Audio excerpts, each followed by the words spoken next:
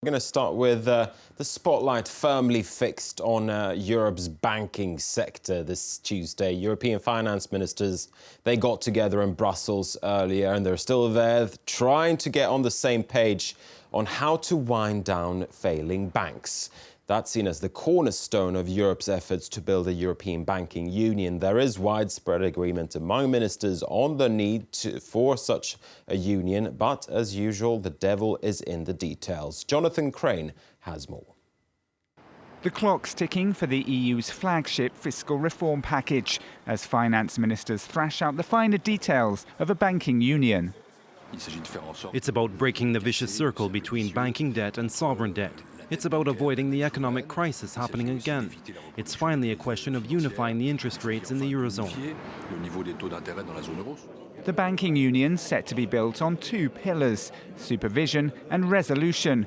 The supervision part's already been agreed, with the European Central Bank due to oversee the Eurozone's biggest 130 banks from November.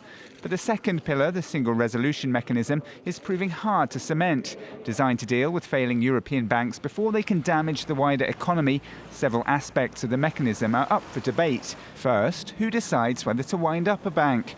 EU ministers don't want to give total control to Brussels, which has warned of politics slowing down the process if individual states get a say. Second, if the decision's made to rescue a bank, who takes the initial hit? Should it be the EU states that share the burden, or should it be the bank's creditors? Germany's adamant it's the latter. It makes no sense to constantly talk about the taxpayer no longer having to foot the bill, and then not to apply the rules about owners and creditors taking the risk at the start. The logistics of an accompanying clean-up fund paid for by the banking industry must also be decided. Failure to conclude a deal before the European Parliament breaks for elections in April would mean months of further delay and uncertainty. Now, there's plenty of news for bankers to digest this Tuesday. The European Central Bank has unveiled more details on how its stress test of European banks will actually work. The ECB is to probe bank assets to the tune of 3.7 trillion euros later this year. The aim is to check the health of the 128 Eurozone banks included in this test and to make sure there are no lurking risks for the wider economy. The result of the much-anticipated stress test will come out in October.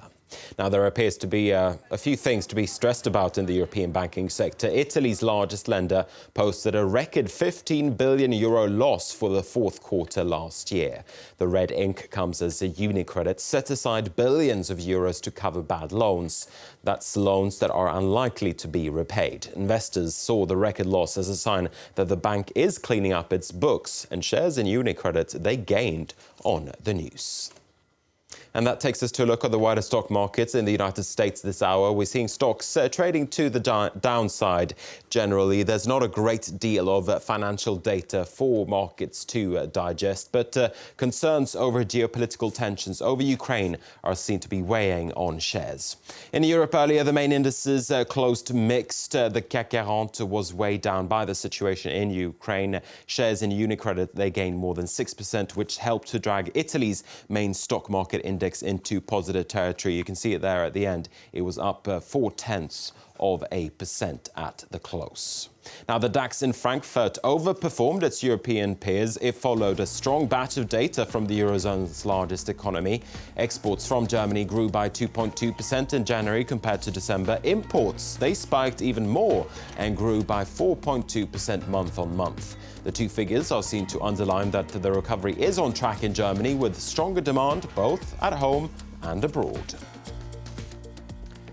There's trouble at the top of Britain's cooperative group. Its chief executive, Ewan Sutherland, has resigned after just 10 months on the job. In his resignation letter, he told the co-op board that the group is ungovernable. It comes after details of Sutherland's £3.7 million pay package leaked online over the weekend. He's tried to turn the cooperative group into a more conventionally run business, but he says elements within the company has been working against him. And Chinese internet firms Alibaba and Tencent have been picked to invest in China's first privately held banks. China is going ahead with a plan to make the economy more productive by loosening the state's grip. and an overhaul of the Chinese financial sector is seen as a cornerstone of those efforts. Okay, that is the business news for now. I'll be back again in around about an hour and a half with more headlines. All right, many thanks for that, Marcus Carlson. Time now for sports. Let's say hello to Dan Levy. Dan? Hello. Champions League. Arsenal. Yeah, that's